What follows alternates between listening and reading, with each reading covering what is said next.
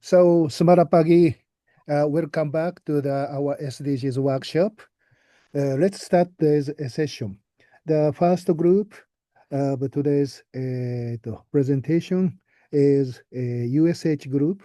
The title of their talk is Utilization of Greenhouse Houses for Agricultural Resilience in Central Java, Indonesia. So, if we are ready, please start your presentation.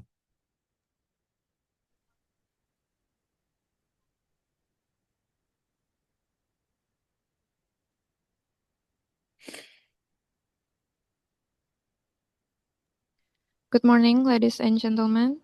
Can you all Morning. hear my voice? Yeah, we can hear. Okay, good morning, everyone. My name is Maranatha Lisa, as one of the supervisor for this project. From now, we will present our research conducted by Linda and friend. Wait for a second for me to share the screen. Is our screen already been presented? Yes, we can see. Okay, Linda, you may continue.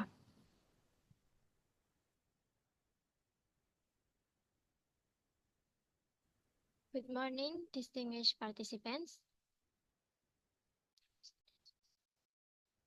It is a pleasure to present our study conducted by the USA team from Sukung Hartono University entitled Utilization of Greenhouses for Agricultural Resilience in Central Java. This presentation is part of our broader commitment to exploring innovative strategies that support environmental sustainability and regional food security. Before we proceed the main discussion, allow us to briefly introduce the team behind this presentation. My name is Linda Patikasari from the Food Technology Study Program, and my teammates include Saundra Mahija from Informatics Study Program, Kalista Christie from the Digital Business Study Program. We also have Najwa Yori representing the Business Law Study Program in this project, who is unable to attend today due to family reasons.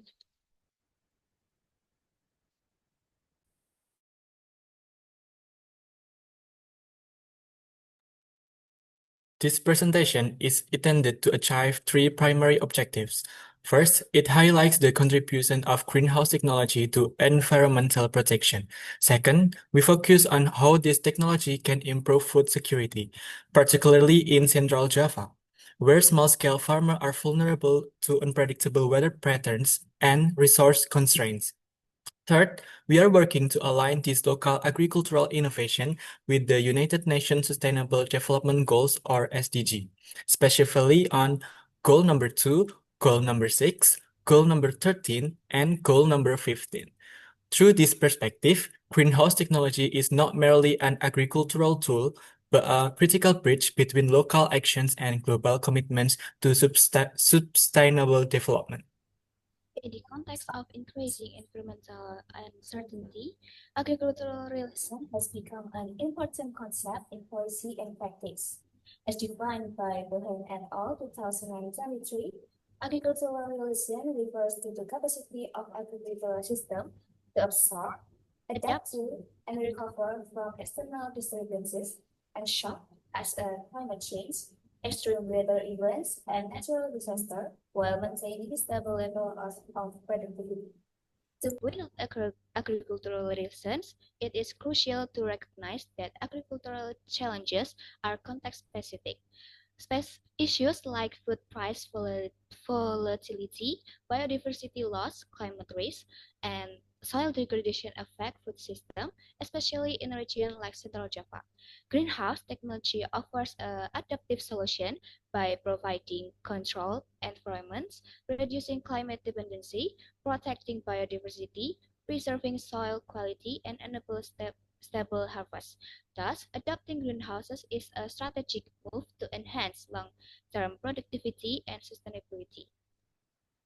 Central Java's agriculture is predominantly centered on rice cultivation, supported by extensive irrigation infrastructure, but it also encompasses diverse crops, including corn, vegetables, fruits, and high-value commodities like tea and coffee. This diversity coupled strategies that enhance food productivity, and sustainability.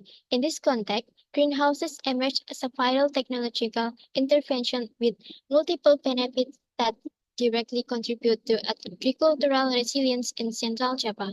This will solve several agricultural problems farmers need to face.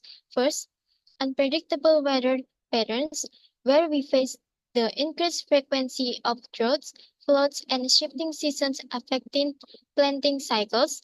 Second, soil fertility problems and organic matters due to overcultivation and erosion. And third, agricultural productivity, where yields are decreasing despite increased input use, signaling unsustainable practice. Central Java exhibits a varied topography, ranging from lowland plains to volcanic highlands, which contribute significantly to the region's diverse and fertile soil composition, thereby enhancing agricultural productivity. The predominant soil types in this area are andosol and regosol, both derived from volcanic ash deposits from originating notable volcanoes such as Mount Merapi and Mount Merbabu. These soils are characterized by their loose texture, high organic matter content, and exceptional fertility, as documented by Suyana in 2020. Agricultural activities in Central Java, particularly the cultivation of fruits and vegetables, benefit substantially from these fertile soils. The most productive agricultural zones are situated in upland areas such as Kedu, Dieng, Temanggung, and Boyolali. These regions serve as crucial agricultural hubs, fulfilling both local and national food requirements, especially through the production of highland crops. Suyana's research on villages surrounding Mount Merapi and Mount Merbabu in Boyolali, Regency, offers valuable insights into the interplay between natural environmental factors such as soil quality and climate, and their impact on agriculture and tourism. The study, which focused on Samiran village in the Selo district, located on the slopes of these volcanic mountains, underscored the area agricultural resilience due to fertile volcanic soils. Furthermore, the integration of ecotourism and agritourism in this village highlight the potential for sustainable rural development by combining agricultural productivity with natural resource-based tourism. This approach not only leverages the region's natural beauty, but also supports the long-term socio-economic advancement of local communities. As one of Indonesia's main agricultural provinces, Central Java has 990,000 hectares of rice fields and 2,263,588 hectares, or 69.55% of 9 rice fields, sourced by Sultani in 2009. The main commodities cultivated include rice and secondary crops like corn, peanuts, and cassava in lowlands and irrigated areas, and horticulture like chili, peppers, tomatoes, melon, and shallot in highlands such as Wonosobo, Temanggung, and Boyolali. Food commodities are mass-produced agricultural of livestock products that are standardized and interchangeable, with little no brand differentiation. This includes staple items like rice, wheat, corn, soybean, sugar, coffee, and meat, forming the backbone of both global and local food markets. In food commodity production, there are two main approaches that we widely use, namely the conventional system and the greenhouse system, but have different characteristics in terms of efficiency, sustainability, and resilience to climate change. Conventional agriculture, which relies on chemical fertilizer, pesticide, and manual irrigation, remains widely practiced but has notable limitation. In Indonesia, crops like tomatoes, chili peppers, and lettuce require high energy inputs ranging from 23.87 to 57.94 gigajoule per hectare, yet result in low energy efficiency with output-input ratios as low as 0.52 for tomatoes in open fields. Financial returns are also relatively low, averaging only around $571 per hectare. highlighting the inefficiency and lower profitability of the system compared to greenhouse farming. A greenhouse is a structure made from light transmitting materials that support plant growth by optimizing the internal microclimate. It offers full control over environmental factors like light, temperature, and humidity, and often incorporates hydroponic system for soilless cultivation. Energy source for greenhouse operation can include conventional electricity or renewable like solar power. In a study by Liantas, young leafy vegetables were grown in a hydroponic greenhouse system. The study compared energy efficiency and carbon footprints under two energy supply scenarios, demonstrating the greenhouses offer a more sustainable approach to food production in controlled environments. As for the climate, Indonesia, including the Central Java region, has a tropical climate characterized by warm temperatures throughout the year, ranging from 21 until 32 degrees Celsius. These climates make the region highly dependent on stable weather patterns to support various sectors, particularly agriculture. According to a report from the Meteorology, Climatology and Geophysics Agency, as known as BMKG, Central Java is expected to enter the early dry season in May 2025, with a duration predicted to last between 4 and 5 months, search on Jateng Prof 2025. Additionally, BMKG also predict the rainfall in August will fall into the above normal or and normal categories, with rainfall ranging from 0 until 200 millimeters. However, global climate change has caused seasonal patterns to become increasingly unpredictable. Research by Ramadila et al. And in 2025 shows that several areas in Central Java vulnerable to drought and flooding have experienced a significant decline in crops indices and a deterioration in agricultural product quality. This situation not only disrupts local farmers' productivity but also impacts broader food security stability, both at the provincial and national levels. Therefore, it is crucial for various stakeholders to develop more responsive and data-driven climate adaptation strategies to address these increasingly complex challenges.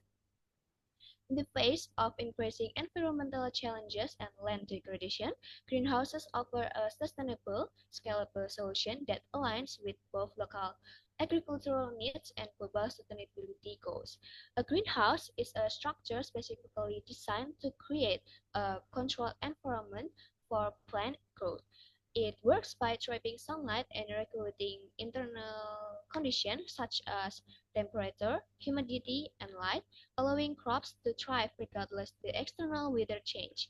Inside a greenhouse, first, plants are shielded from extreme weather, pests, and plant disease. Second, resources like water and nutrients can be used much more efficiently and precisely. And third, through the digital monitoring and automation, farmers can optimize growth conditions year-round with minimal waste. As, as one key takeaway, greenhouse farming provides full control over crucial variables, which mean we can grow crops in ideal conditions throughout the year, even in challenging climates. So now, how does the conventional farming system work? Let's take a look at the illustration on the side. In practice, plants need nutrition from the soil to grow optimally, which is called demand. However, in conventional system, the supply of nutrition from the soil, chemical fertilizer or organic fertilizer often does not match the need of plants both in terms of quantity, timing, and location, which is called nutrient, temporal, and spatial variability. As a result, there is a mismatch between plant demand and nutrient supply.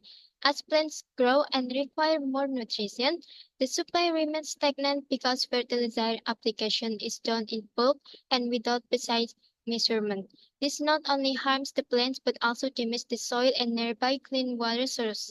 Unabsorbed nutrition are was leading to two major negative impacts called bleaching, which contaminants, groundwater, and greenhouse gas emissions such as nitrous oxide, which exacerbate climate change. Additionally, conventional systems often overlook important external factors like sunlight, temperature, carbon dioxide levels, and rainfall, which significantly influence crop yields. In conventional agriculture, these factors cannot be controlled and are highly dependent on climate and weather.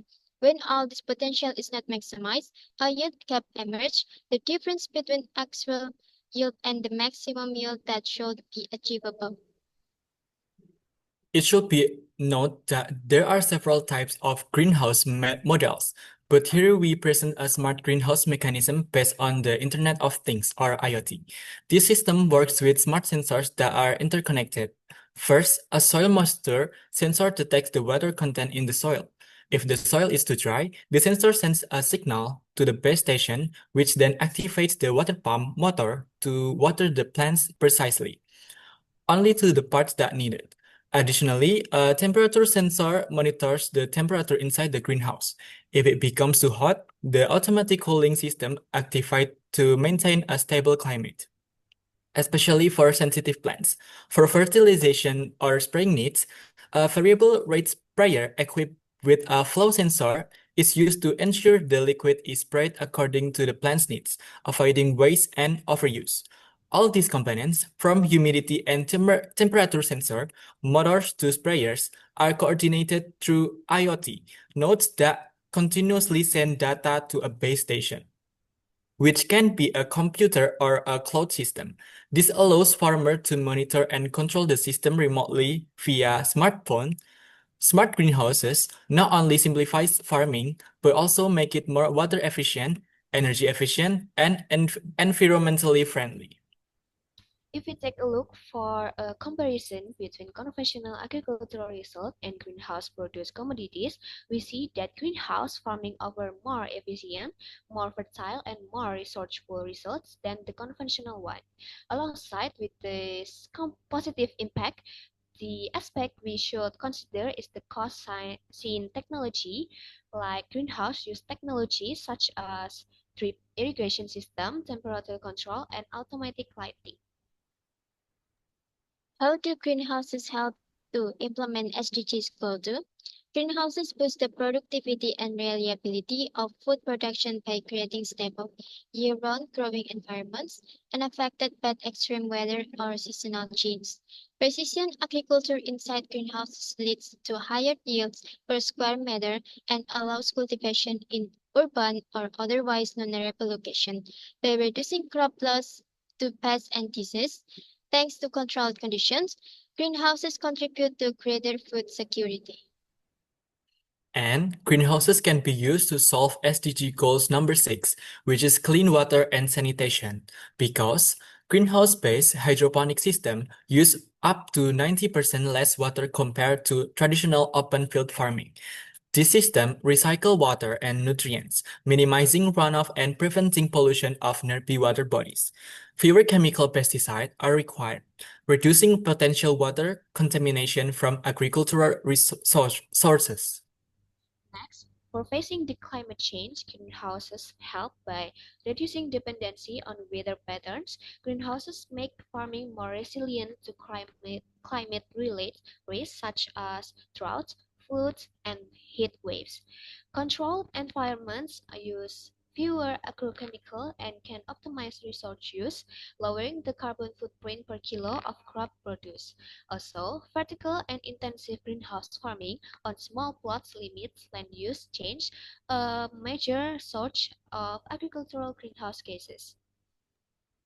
It helps us to implement goals 15 of SDGs with efficient use of land through vertical farming and high yields allows communities to avoid converting forests or wetlands into farmland to protect the biodiversity, reduce need to pesticide or chemical inputs, preserve neighboring soils and habitats. After this, we will see the implementation of each goal of SDGs we mentioned in several greenhouses located in Central Java.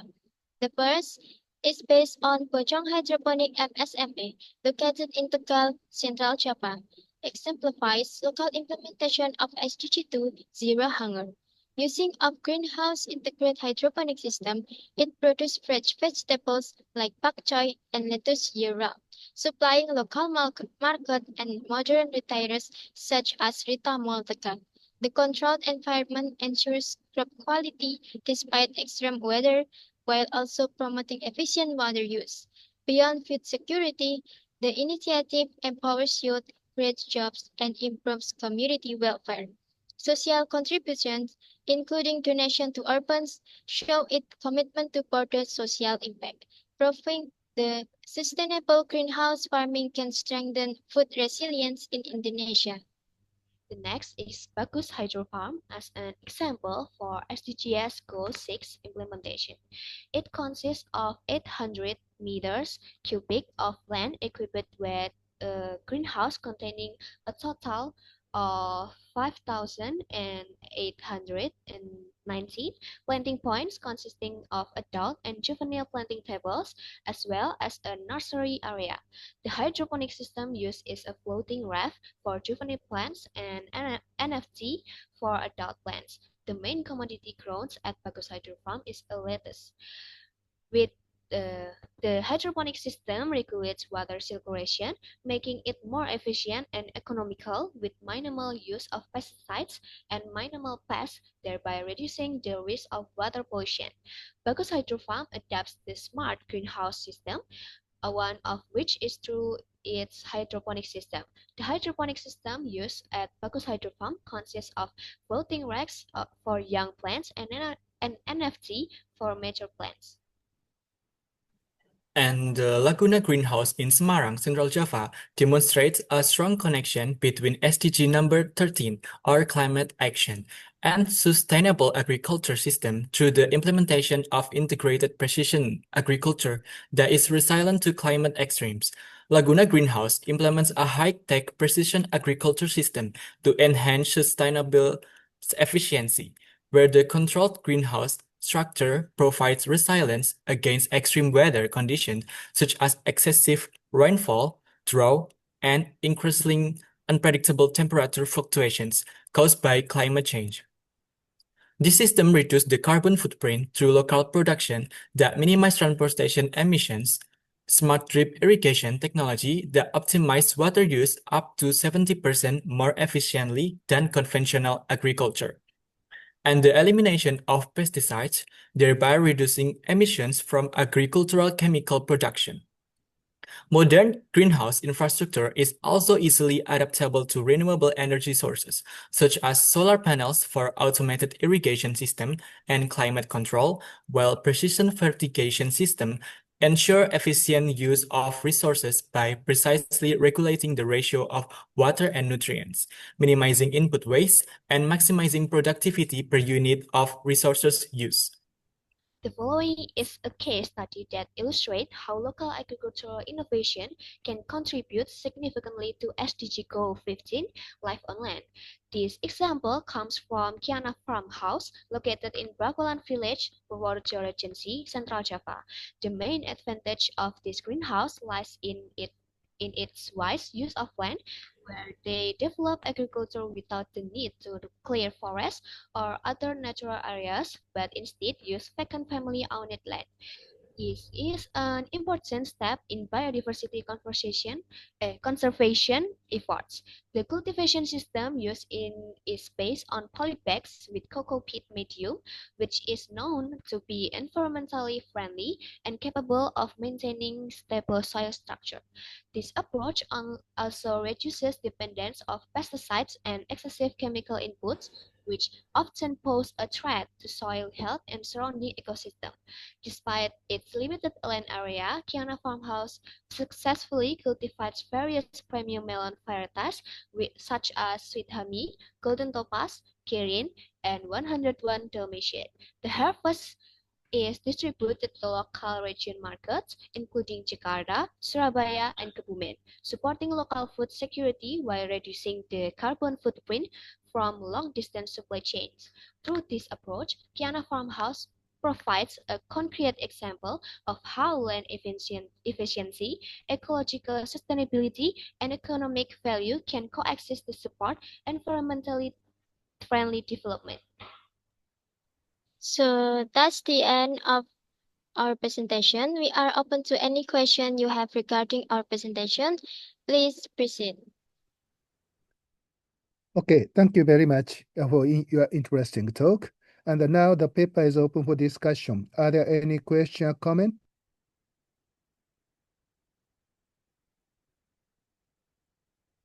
Okay, so I have one question. In Japan, several groups are now investigating the plant factory. Plant factory is an indoor facility to cultivate crops. So in a building or in a room, the plant is or crops are cultivated and other artificial controlling of the environmental factors, which includes light, temperature, humidity, or something like that. So my question is, yeah, the basic idea is similar between the plant factory and greenhouse. So my question is whether the greenhouse is moved to the plant factory or there is a merit of the greenhouse comparing to the plant factory. If you have any information, please tell me. Thank you for your question, Sensei. This is the first time we from Sugeng Hartono University to hear about a Pranto factory. So can we get about like a 1 minute to like Google Yeah, it? okay, please. Yes, and to proceed our answer. Thank you. Yeah. To answer the question, the difference of plant factory in Japan with greenhouse in Indonesia is greenhouse plant factory and greenhouse in Indonesia. Plant factory has a technology that is more willing and more integrated, and the owner is more and the owner is different from another. Is my answer enough? Yeah, okay, thank you very much. One question from KGU, Okay, please. please. Hello, Hello. thank you for your presentation. Well, I want to question, what do you think is the most important factor when it comes to rural development? For our team, the most important thing to look for in a greenhouse is for the effectivity of the land use, because the greenhouse only contains of several land to be used. But if we look for the conventional or traditional kind of agricultural thing, we see that it requires so much land. It also needs to be open first, and for the opening for the land to cultivate something, it needs much process to be pursued. So the most important thing for us to look for is about the efficiency of the land use.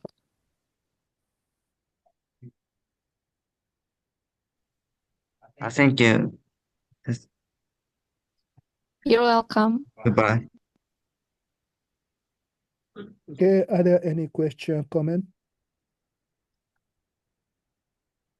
Okay, if no, please move to the next session. Thank you very much. Thank you very much for the time that given to us from Sugeng Hartono University, everyone. Okay, next talk is given by the Kwansei Gakuin University Group 1. So the schedule is changed, as I told you yesterday. And the title is Report on Activities in Satoyama and Conservation of Satoyama. Okay, if you are ready, please start your presentation.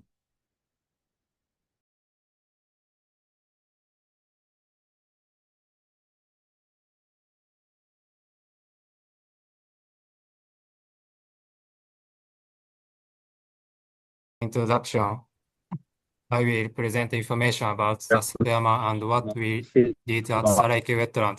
Next, I will explain about Saraike wetland. Next, we will explain how Saraike wetland is conceived, including the fieldwork we conducted. Next, we will explain about the Saraike wetland guardians who are engaged in the conservation activities of Saraike wetlands and whether they are able to protect the Satayama by their own effort. Next, I will explain the future problems in the conservation activities of Saraike. I will also conclude with a 1-minute summary of this presentation. First, I will explain the location of Saraike wetland, where we conducted our fieldwork. We went to Saraike wetland in Sun City, Hyogo Prefecture, Japan.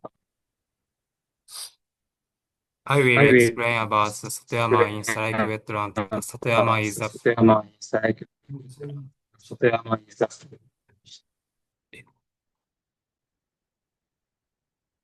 I will explain about the Satayama in Saraike wetland. A Satayama is a place where people, animals, and plants are indispensable for their livelihood. A place where people and nature coexist in harmony. In addition, Satayama must maintain its ecosystem by cultivating evergreen trees to prevent people from progressing vegetation succession. In order to maintain biodiversity during our fieldwork, we cut down evergreen trees and use the cut trees to create chairs and pathways for rainwater to flow through, together with the guardians. We also observed rare plant and Saraike wetlands. Today, I will introduce you to what kind of place the Saraike wetland is. Heard the word transition mile. First, have you heard the word transition mile? While wetlands refer to any environment with water, transition mire is a more specific type of wetland piled up mud from decaying plant matter and known as nutrient-poor area because mud prevent oxygen to microbes and suppress them to produce nutrition. So in this type of place, you can see unique or Saraike wetland is also known as a tradition mire. However, it is surrounded by a nutrient-rich Satoyama landscape. Satoyama means a well-managed biodiverse landscape influenced by human activities. Therefore, we can observe both organisms adapted to nutrient-poor environment and those adapted to nutrient-rich ones there. Because of these unique and precious ecosystems, Saraike wetland has been recognized as a prefecture natural monument. Well then, let me introduce organisms which are actually observed by us in the wetland. First, these are plants shown in the wetland and surprisingly, they are all concerned with extinction. Paranths are known as one of the organs of clematis, which is famous flower in gardening. Because ordinary people normally cannot enter the wetland, it serves as valuable habitat for such an endangered plant species. Now let's talk about the most fascinating plant we've observed in the wetland. It may sound strange, but there are plants which catch insects to eat. They are called carnivorous plants, and one observed is the wetland named sundew. As you can see, they have sticky leaves, and once small prey land there, they are catched and never escape. Then the plants secret the digestive emphasis and absorb prey's body. This unique characteristic is evolved to survive harsh environments that have difficulties of obtaining nutrition from the ground. In other words, this means the result of the wetland adaptation. Furthermore, I could see leaves which are familiar to Japanese people in traditional rural areas. Finally, this diversity cannot continue without human-led conservation efforts. Now I'd like to hand it over to the next person, who will be discussing preservation of Satoyama. Thank you. I will tell you what methods are being used for the conservation of Saraki West.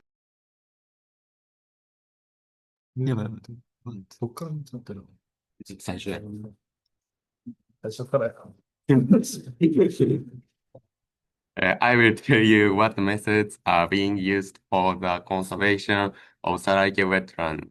In the past, the wetlands were maintained by adding human. やってます。あ、スライドやってます。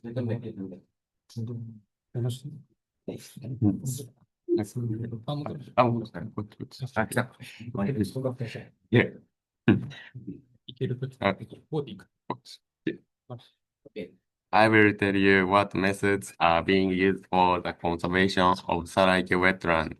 In the past, the wetlands were maintained by adding human hand, but as the surrounding Satayama forests are neglected and vegetation progresses, the wetland area is shrinking and biodiversity is gradually being lost.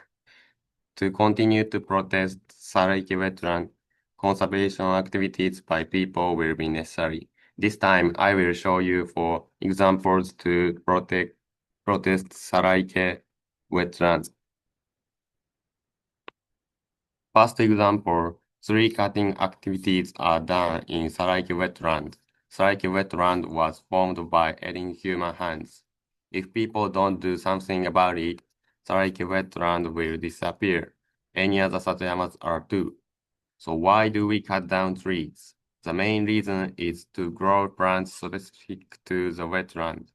Wetland specific and non-wetland specific plants grow. Keep plants into the marsh because they are valuable and cut down common plants because they are not needed. Cutting down common plants will preferentially bring water and nutrition to plants specific to Saraki wetland. How to use cut trees. Group 2 introduces after this announcement. The second example, water keeps within the Saraki wetland by altering the flow of water.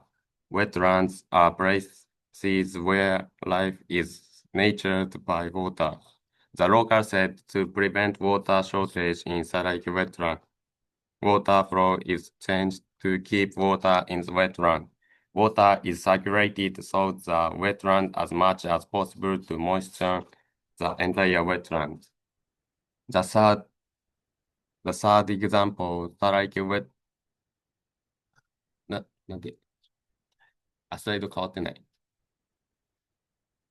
The third example, Saraki wetland usually regulates ordinary people to enter this area. There are 2 reasons. One reason is that there are a lot of precious plants, sagiso and tokiso, in Saraki wetland. Some people try to take them for selling or viewing. If ordinary people are permitted to do that, Saraki will be destroyed because of lack of plants. Another reason is to prevent invading alien species. Most reservoirs that are easily approachable by fishers are usually inhabited by non-native fish such as black bass. Once non-native fish invade, the diversity of native fish is reduced, and it is very difficult to remove and restore the non-native fish. Non-native fish such as black bass have not yet invaded Kamisaraki yet, which is located at the uppermost reaches of the river. The Kamisaraike is home to valuable fish species that have been declining in recent years, such as Kawabata morocco, rock, and killifish. To continue to protect these creatures, the public is prohibited from entertaining. The final example is to prevent animals from destroying Saraike lands. These include deer eating plants and birds entering and trampling through the marshlands. On the last day, deer were eating and trampling the plants around this area in this picture. To prevent this kind of damage, locals are working hard on prevention measures such as installing electric fences, this has prevented wetland damage by wild animals such as wild boars. Okay, next, I would like to introduce you to an incredible organization, Guardians, dedicated to preserving one of Japan's most precious natural environments, the Saraike wetland. Founded in 2017, this volunteer group works tirelessly to maintain the delicate balance of the wetland ecosystem. Their activities include removing invasive species, managing vegetation, and maintaining pathways for ecological observation. Without their efforts, the wetland would gradually transform into a forest, leading to the loss of its distinctive biodiversity. The organization consists of the local citizens, environmental experts, and corporate partners, all united by a shared mission to safeguard the wetland for future generations. They conducted regular conservation activities, ecological programs, and guided tours to raise awareness about the importance of wetland preservation. Thanks to their dedication, the Saraike wetland remains thrilling habitat for rare species.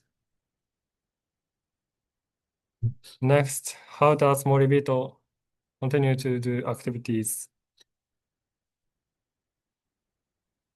The guardians of Saraike wetland rely on more than just volunteer efforts to sustain their activities.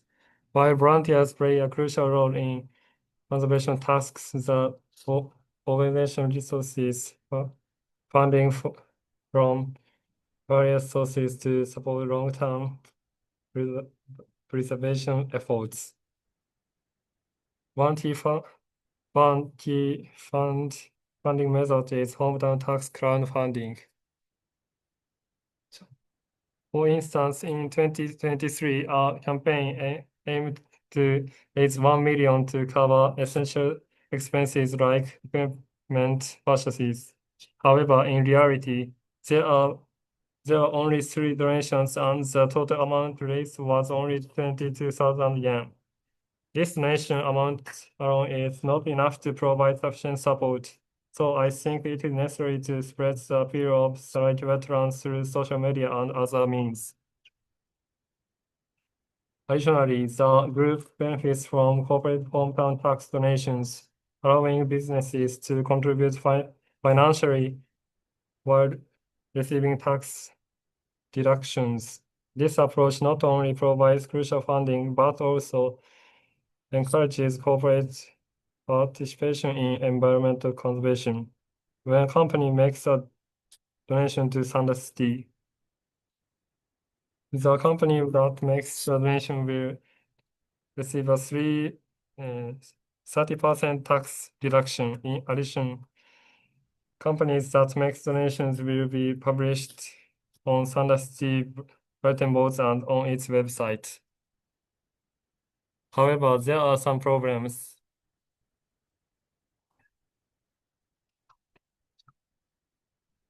I would like to talk about the current challenges and future prospects for conservation activities in Saraike.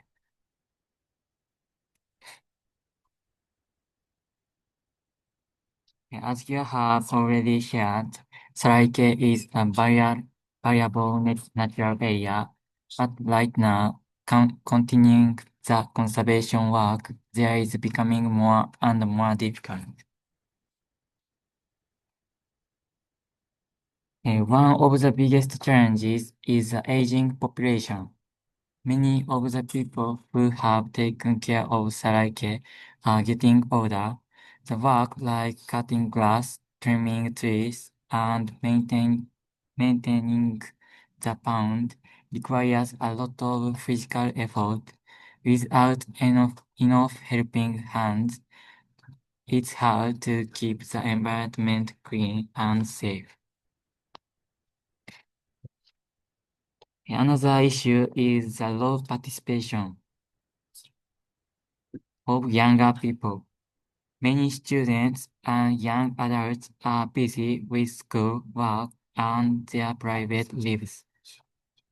Also, some of them may not be very interested in local environmental activities. So, how can we overcome these challenges?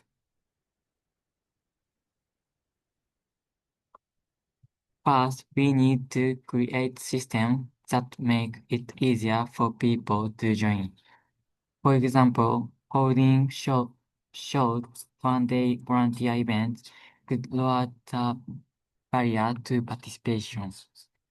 If the activities are fun and not too demanding, more people might be willing to take part. Second, we need to raise awareness. Many people don't realize how important places like Saraike are. Using social media, working with schools, and organizing community events can help people understand the value of conservation and encourage them to get involved.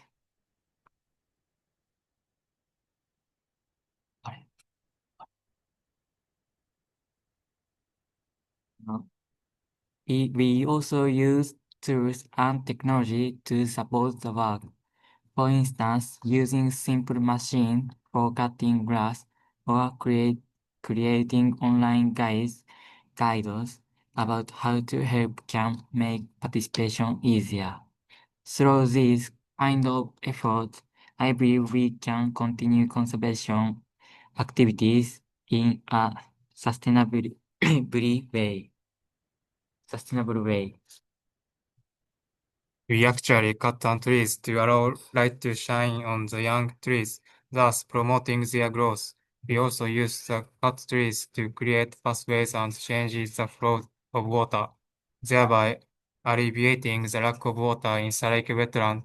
In addition to cutting trees, the conservation of Saraike wetland also requires changing water flows, restrict public access, and avoiding the disturbance of wild animals. There are various issues in conservating the Saraike wetland. For example, to preserve its biodiversity, it is necessary to carry out conservation activities. However, these activities have their limits, and it is important to raise funds and involve the younger generations. Through the SDGs workshop, we learned about the current status of Saraike wetlands conservation.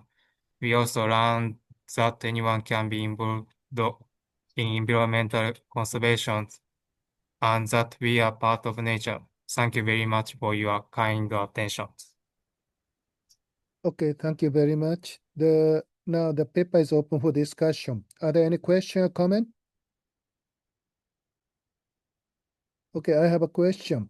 So you told about the tree cutting in the wetland, but I don't fully understand the why cutting tree is to enhance the growing of the wetland specific plants. So could you please explain why cutting tree is connected to the growth of the wetland specific plants? Okay, so the logic of the cutting tree is related to the growth of the wetland-specific plants is not clear. So, please explain why cutting tree is related to the growth of the wetland-specific plants. I will answer.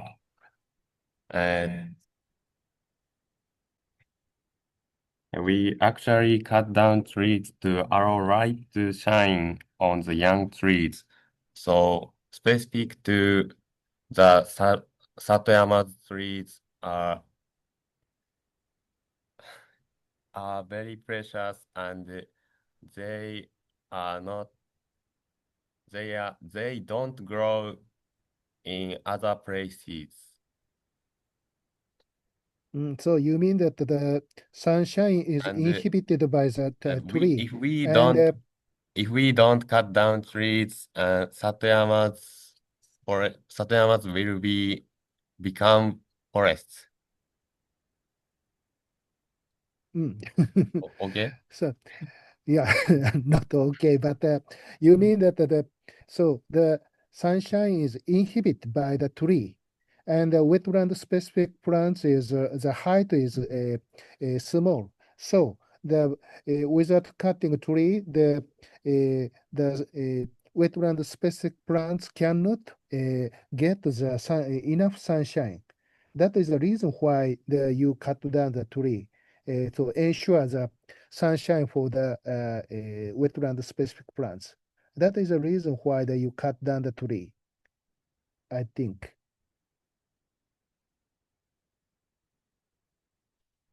Yeah, okay. Okay, so any other question or comment? Okay, if no. Yes, I agree. Okay. Okay, if no, let's move to the next Sir, I have presentation. a question. Okay, please. I want to ask about, are there any laws in place regarding the collection of rare plants or animals? Like the regulations that regarding that place? Could you please answer the question, Group 1?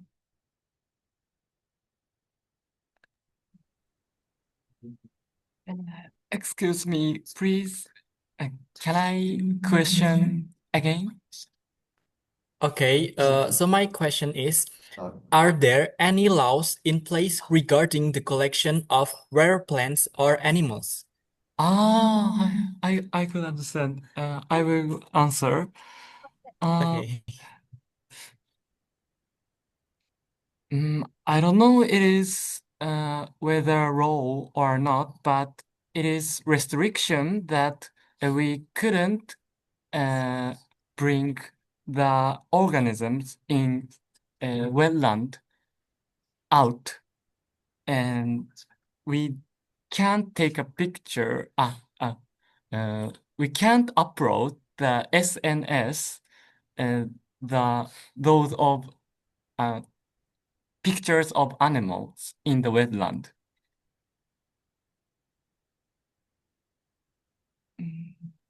Oh, I see. Okay. Good answer? Thank you for your answer. Yeah. Thank you.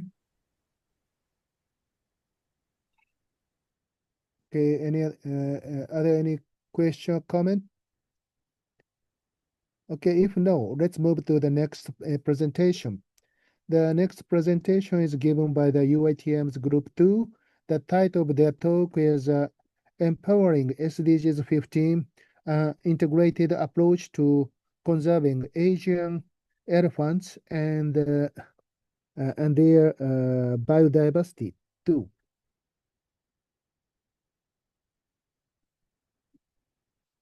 Okay, if we are ready, could you please start your presentation?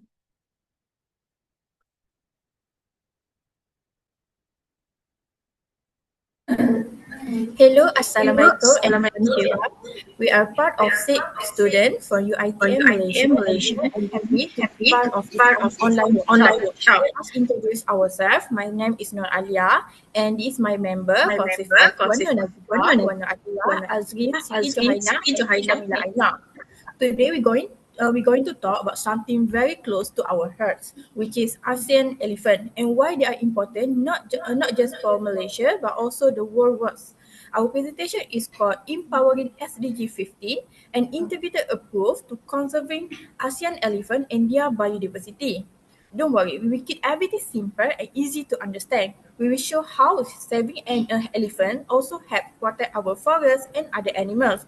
And even support the United Nations goal called SDG 50, Life on Land. So let's begin our short journey to the tropical forests of the Southeast Asia and discover why these gentle giants are so important to us. I will pass the presentation to the Nur Najiha. Hi everyone. Now we talk about SDG 15, that one of the United Nations Sustainable Development Goals, and it focuses on life on land. Basically, it's all about protecting our forests, stopping the loss of wildlife, and making sure that we use the land in a sustainable way so future generation can enjoy it too. Now, we zoom in one of a special animal, the Asian elephant, where these elephants aren't just big and majestic. They are actually what we call it as a keystone and umbrella species. That means when we protect elephants, we also helping to protect a lot of other animals and plants that live in the same forest. It's like saving an entire ecosystem by focusing on just one important species. In Malaysia and Southeast Asia, this is a big deal, where we have an Asian elephant in both Peninsular Malaysia and Borneo. But sadly, where their forest home and getting smaller every year because deforestation, development, and human-elephant conflicts are making it harder for them to survive. In Sabah alone, over 60% of their sustainable habitat has been lost in the past 50 years. That's a massive change and serious warning sign. So why does this matter? Because if we lost the elephant, we risk losing a whole chain of life in our forest. That's why SDG 15 is so important and why we need to act now to protect not just elephant but all life on land for our own future and for the planet. So we move to the next slide, which is problem statement. Okay, thank you everyone. For problem statement, Asian elephants are facing serious threats. Their habitats are shrinking because of deforestation, farming, and urban development. As a result, elephants often enter villages and farms, which leads to damage and conflict with people. Poaching also continues, and wildlife laws are not strongly enforced. Many conservation efforts are scattered and not well coordinated. There are also low public awareness, which makes it harder to protect both the elephants and the biodiversity around them.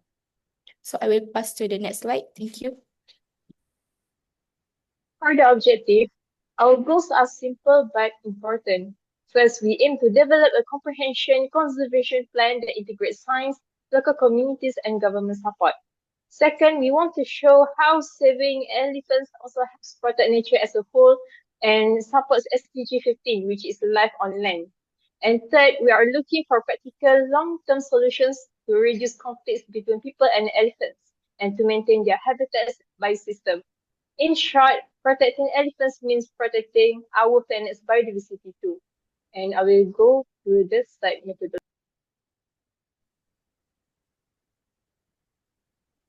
So in this part, let's move on to the methodology. In this part, I will go and talk about non-invasive genetic sampling, elephant forensics, again, illegal ivory trade, and gene flow and connectivity.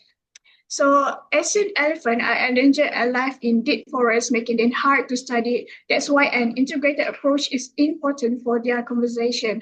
One key method is non-invasive genetic sampling, which means collecting fresh dung instead of going too near to the elephant. It's safe and doesn't stress animal and follow the ethical research guideline.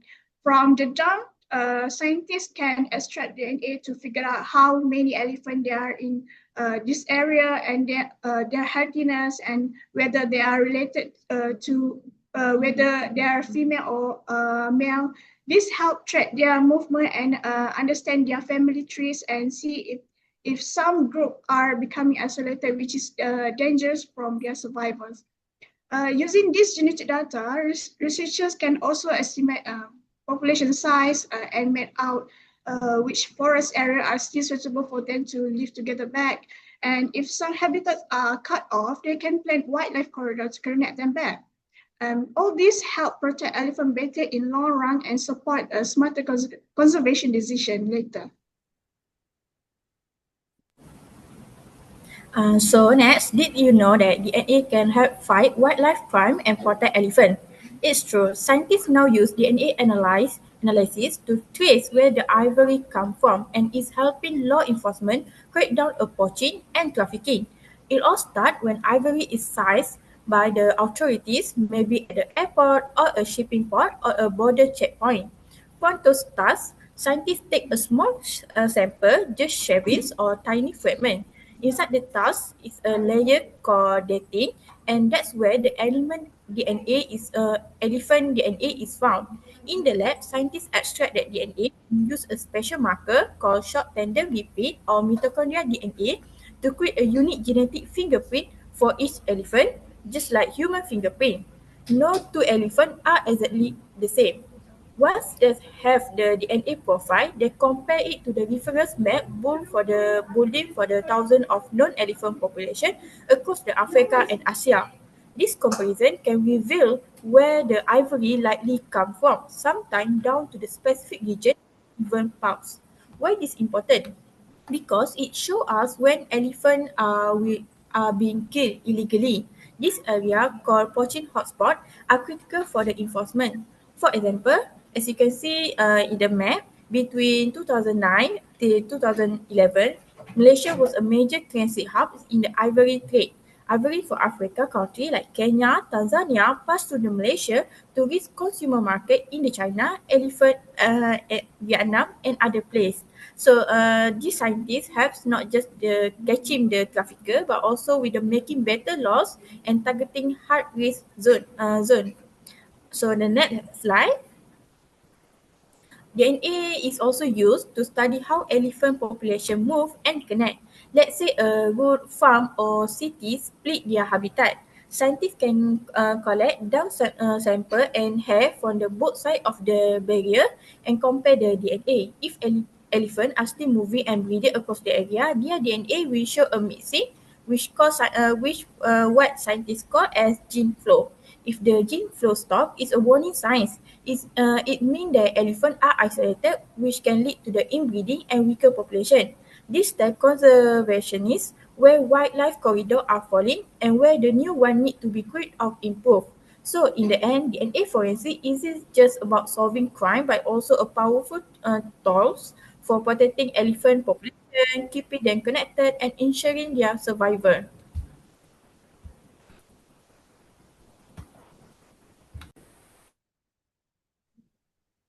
Next, we move to the result. There are three main results from this study. So first, the genetic diversity of the elephant is low to moderate. This means the genes are not all the same, which is good for their health. Second, DNA was taken from elephant dung using a non-invasive method. A total of 51 different elephants were identified. Third, there is a gene flow between elephants in Thailand.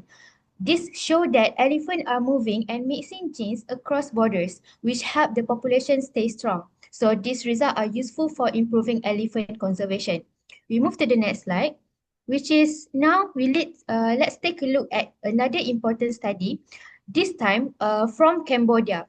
The research took place in three wildlife sanctuaries, Pre-Lang, Pre-Roka, and Chep. Instead of disturbing the elephant, the researcher used a non-invasive method.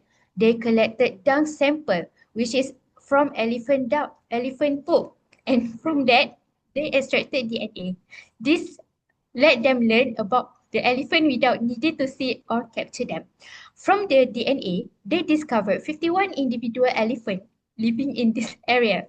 What's even more interesting is that elephant belong to two different maternal lineage, meaning they have different family roots passed down from their mother. Now, for the key point, the genetic diversity in this population is moderate to high, which is actually a good sign.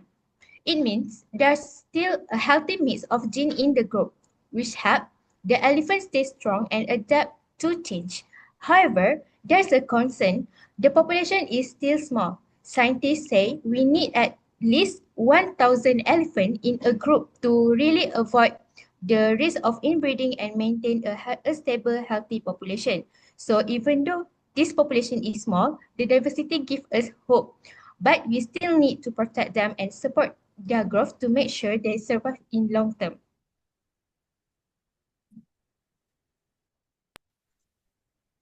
So for the DNA extraction and amplification, there was a study done in Sumatra, Indonesia, where the researchers collected fresh pieces from the wild Sumatran elephants, which is one of the subspecies of the Elephas maximus, Asian elephants.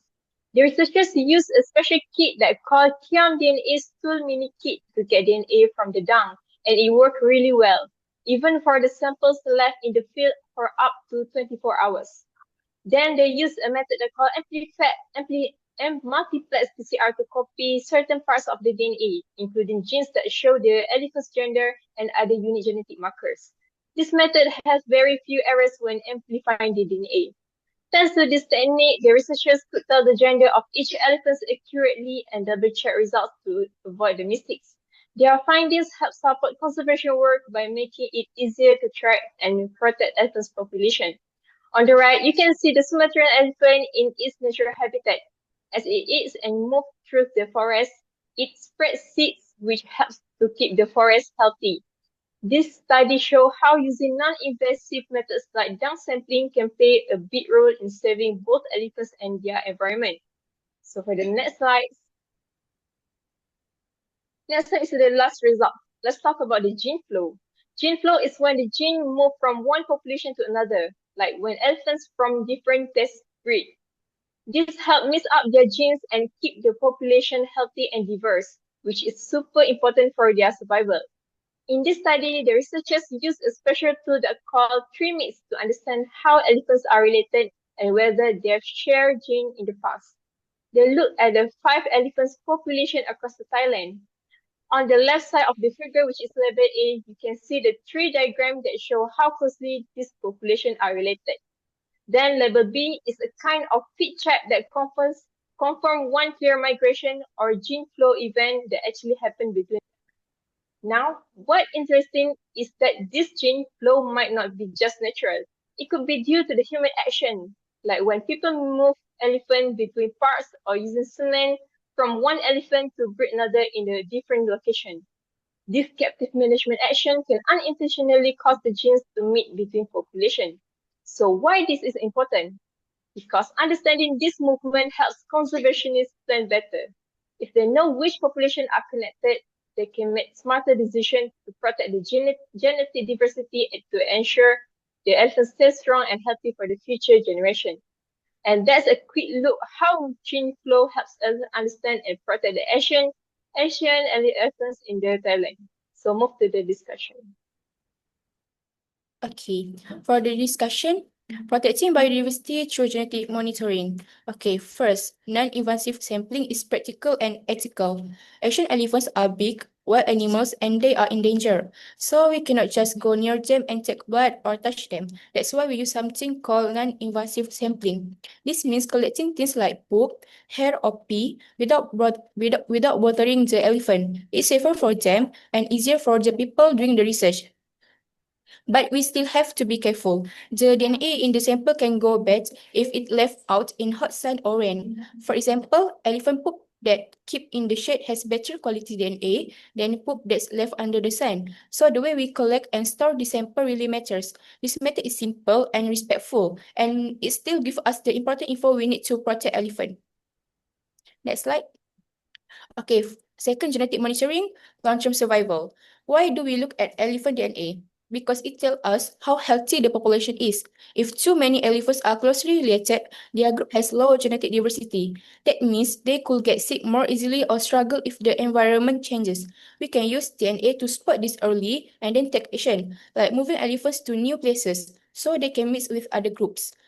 It's kind of like helping a family tree grow in more direction so it doesn't get stuck. So checking their DNA help us make sure elephants stay strong and healthy for the future. Okay, let's move to the next slide. Molecular data support real conservation action. DNA is not just for the lab, it really helps us protect elephant in the wild. For example, if an animal is killed for its tusk, DNA can help us figure where it come from and which helps stop poachers. In Malaysia, DNA from poop and ivory was used to track where elephant move, like from one forest to another. This help create a safe paths called wildlife corridors, so elephant can travel without ending up in the farm or towns. DNA can also help us count how many elephants are in an area. So it's not just a science, it's something that we can use to make real plans, protect habitat, and take actions. Next is from elephant to bats, universal tools. The best part is these DNA tools do not just work for elephant. They also help us study bats, birds, and insects and more. For example, in this video, you seeing a bat, one of many species that can be studied using the same DNA barcoding method. Just like with elephant, we can collect tiny samples from bats like fur, guano, which is bat droppings, or even saliva to learn about their identity, diet, and health without harming them. One cool tool is called DNA metabarcoding. It's like scanning a barcode to see what an animal ate. Just by testing elephant poop, scientists found hundreds of plant types in their diet, even in areas where elephant and people often clash. This tells us what elephants eat, where they go, and how can we reduce conflict with people. So when we use these tools for animals, we also helping other wildlife, such as bat, and making better choices for nature. Now we will show to you about our previous video about the bats.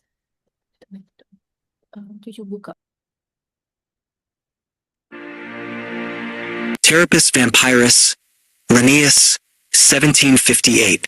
The world's largest bat, a silent guardian of the tropical skies.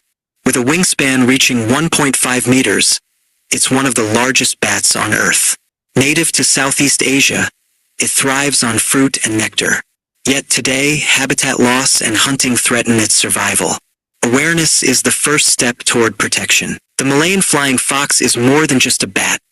It's a key player in forest ecosystems. Feeding on fruit and nectar, it pollinates trees and spreads seeds, allowing forests to regenerate naturally. Without it, iconic species like the durian could struggle to survive. These gentle giants are the forest's silent gardeners, protecting biodiversity across Southeast Asia. The Malayan flying fox, or Pteropus vampirus, is more than a bat. It's a forest guardian, but its future is at risk. Expanding cities and farmland are shrinking its natural home. Poachers and traffickers ignore laws meant to protect it. Rising temperatures and changing weather patterns threaten its food and survival. Even light pollution disrupts its nightly search for fruit.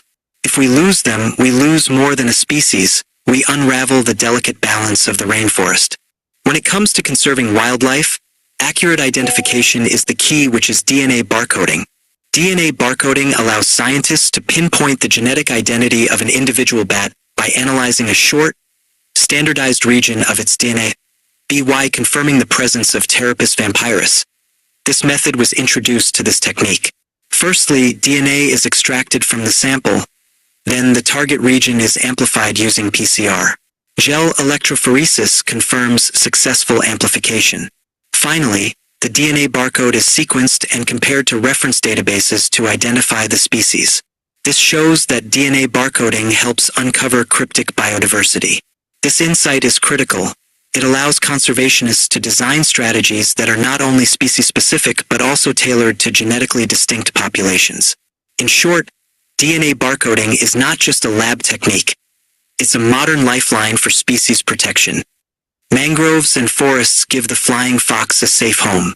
Rescue programs and awareness can help them heal and return to the wild. Laws like the Wildlife Conservation Act protect these vital seed spreaders and our biodiversity. Saving the Malayan flying fox means saving our forests. Molecular tools help us protect them from disease and habitat loss. But lasting change needs all of us to act, to respect, and to preserve their place in Southeast Asia's skies. High above the treetops, they carry the future of our forests. But without our help, their story may end too soon. Together, we can be the reason they survive. Let's save them together. Thank you. Okay, thank you for the video. Let's talk about why elephants, especially Asian elephants, are super important for nature. They are not just big animals walking around. They actually help take care of the forest. Why elephants walk through forests? When elephant walk through forest, they knock down small trees and make path. This let sunlight come in, help new plants grow, and give smaller animals space to move. They also eat a lot of fruits, and when they poop, the seeds come out and grow into new trees. So in a way, elephants are like gardeners of the forest. In dry times, elephants haul to find water, use their trunks. These water holes and are then used by other animals like birds, deer, and even tigers. If elephants weren't there, many animals would have no water to drink. Saving elephants also means saving their homes, forests, grassland, and mountain areas. This helps the world reach Goal 15 of the Sustainable Development Goals, especially the ones about protecting nature and mountain areas. So when we protect elephants, we are also protecting trees, water, and all of the other animals that live with them. So let's move on the next slide. But elephants are in trouble and we need to help them fast. One bigger danger is poaching. That means elephants are illegally hunted. Even though most Asian elephants don't have big tusks, they're still hunted for their ivory, skin, or taken to be used in tourism or work. These break international rules that aim to stop illegal hunting. Another big problem is losing their homes. Forests are being cut down to make space for farms, roads, and building. This means elephants have less space to live and less food and water. They also cause elephant-human conflict, where elephants enter villages or farms looking for food. When forests are destroyed, the land gets damaged and cannot grow much anymore. This connects to another goal to fix damaged land and make it healthy again. And here is the scary part, which is Asian elephants are now listed as endangered. Their numbers are going down. If we don't act now, they might disappear forever, and the forest they help take care of will suffer too. So saving elephant is not just about the one animal, it's about protecting nature as a whole, and we all need to help. The time is to act is now. Now? Okay, thank you. For the next slide, challenges in elephant conservation, SDG 15. Now let's take a look at the main challenges we face in protecting Asian elephants and achieving SDG 15, which is about saving life on land. The first big challenge is habitat loss and fragmentation. In simple words, elephants are losing their homes. Forests are being cut down to make space for farming, buildings, and roads. Elephants need large areas to move around and find food and water. But when their land is broken into smaller pieces, it becomes hard for them to survive. This also pushes them closer to human areas. That leads to the second challenge, which is human-elephant conflict. When elephants enter farms looking for food, they can damage crops, homes, or water tanks. This can be very stressful for farmers who lost their income or food. Sometimes people fight back and may hurt or kill elephants. Sadly, this kind of conflict is increasing in many parts of Asia. The third issue is low public awareness. Many people living near elephant habitats may not realize how important elephants are for the environment. Elephants help keep forests healthy by spreading seeds and creating paths for other animals. But if people don't understand this, they are less likely to support conservation efforts. Another problem is limited funding. Protecting elephants takes money to pay staff, run programs, and use technology like GPS tracker or camera. But often, this project rely on short-term donation or grants, which make it hard to plan for the long-term or make real progress. And finally, just poor coordination. Different groups like government, NGOs, researchers, and local communities sometimes work separately without good communication. This means they may repeat the same work or miss important needs. When people don't work together, this moves slower and less effectively. To sum up, the biggest challenge are the loss of elephant habitats, growing conflict with human, lack of public understanding, not enough funding, and weak teamwork among conservation groups. If we want to save Asian elephants and reach SDG 15, we need to face these challenges together and take action in a smart way, united way. Thank you. Next slide, thank you.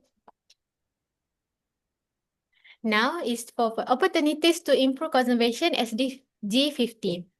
Let's look at some way we can help protect elephant and support SDG 50, which is about caring for life on land.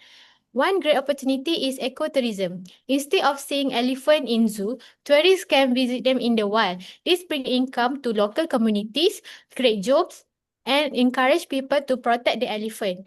It also helps raise awareness about wildlife conservation. Next is community education and involvement. People living near elephant habitat are directly affected, so their support is very important. If we teach them about elephant and how to avoid conflict, they can become strong partner in the conservation. Technology is also very useful. GPS collar can track elephant movement and send alert if they get close to the villages. Camera traps and drone help monitor elephant population and stop poachers.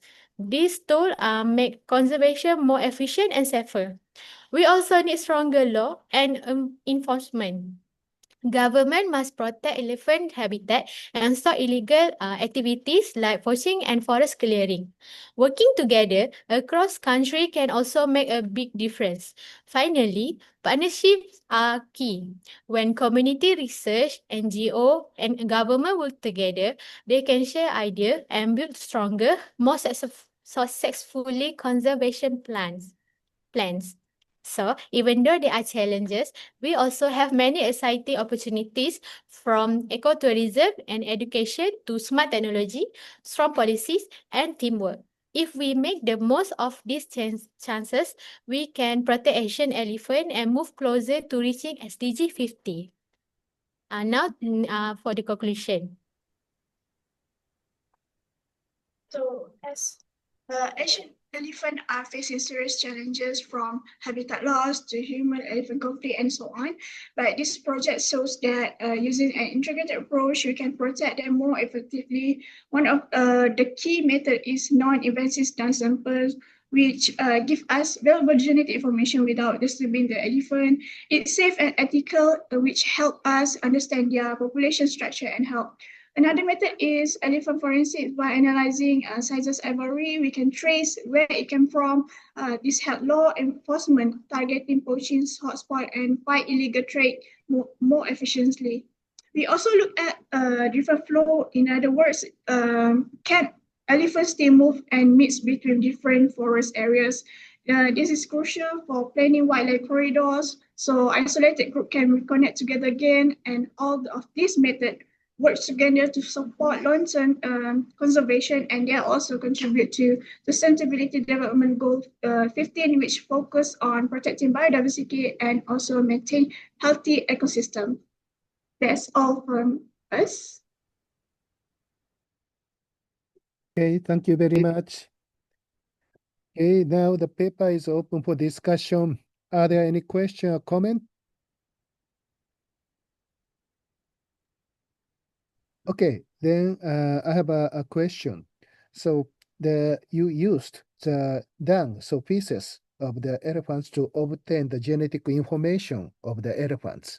But if you use the dung, then you can also obtain the information of the intestinal bacterial population of the elephants. So I mean that the metagenome analysis. And the information of metagenome analysis is very important for the feeding behavior of the elephants, and it is also related to the immune system of the elephants. So do you have any plan to do the metagenome analysis of the elephants?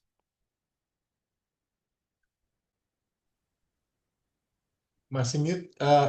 Can open your yeah. Okay, may I answer your question, sir? Yep. So, first of all, that's a great question. Yes, the bacteria in an elephant's stomach and intestine are very important. Elephants eat a lot of plants, such as grass, leaf, and bark, and these food are hard to digest. So they need special bacteria in their gut to help to break down the food and get the nutrient they need. These bacteria do more than just help with digestion. They also help keep the elephant healthy. They support the immune system, which protects the body from disease. They even affect how much energy the elephant gets from the food. So for now, about the metagenome analysis, I will pass to my friend to answer the question. I think about Okay, thank you very much. metagenome analysis. Mhm. This is science method where we study all DNA from the bacteria in the elephant's poop. So with this method, we can see what kinds of bacteria are inside the elephant's body. We learn about bacteria do. For example, it help digest plants, other fight out germs. And then we can also check if the bacteria is healthy or imbalanced, which is might show if the elephant is sick or stressed. So when we have a collecting elephant dung for DNA study, so yes, by doing a metagenome analysis in the future is a really good idea. So it will help us to understand how diet, forest changes or stress affect the elephant gut health. So in short, I think by doing the studying about bacteria inside elephant, it can tell us about a lot of how they eat, stay healthy, and also survive. So it's very important for conservation. Okay, thank you very much. And I have one more question. So the how to collect the genetic information of the flying fox. So you also use the dung of the flying fox, or you collect the genetic information from the other materials?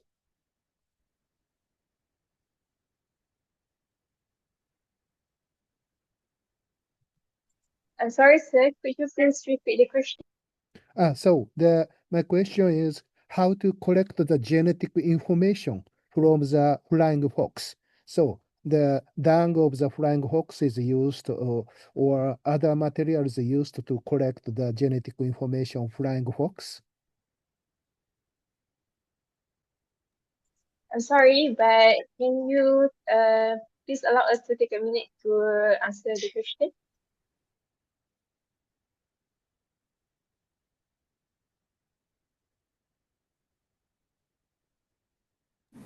Hello. Okay.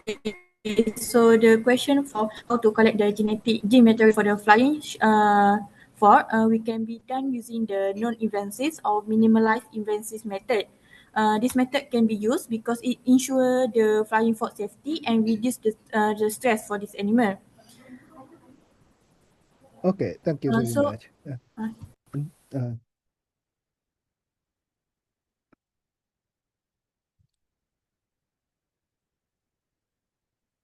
Okay, so are there any question or comment? Actually, I would like to ask, even though now time is already finished, but I'm curious about, just now you informed that to avoid from the inbreeding, it must be 1,000 elephant, yeah? Is it right? Yeah, I just know. So, in the breeding captivity, maybe it's not the problem, so because we can manage this one. How about in the wild? Do you think that this is that I don't know behavior actually in one, I don't know how to say, one flock or maybe one group. So how many this one? So I think it's already happened in breeding, or I don't know exactly how they arrange by in the wildlife. Any information about this one? That's all I think my question. I think in my understanding, one group, I think not more than 1,000, maybe just 100, maybe less than 50, something like that in the wildlife. How to control this one? That there's no inbreeding, something like that. Okay, so I can I will answer the question. Yes, inbreeding can and does happen in the wild, including in elephants, but it usually depends on the population size and structure. For wild elephants, specifically in large, healthy populations, inbreeding is rare because elephants live in wide range, have complex social structures, and male disperse to find mates from other groups. In small or isolated population, like due to habitat fragmentation, poaching, or wildlife conflict, the risk of inbreeding increases because unrelated mates are harder to find. Evidence, genetic studies in some small African and Asian elephant population have shown reduced genetic diversity, a sign of possible inbreeding overgeneration. And why it matters, inbreeding increases the chance of harmful recessive traits being expressed, which can cause lower fertility, birth defects, weaker immune system, and reduced survival, known as inbreeding depression. For endangered elephants, subspecies like the Sumatra elephant, maintaining genetic diversity is critical for long-term survival.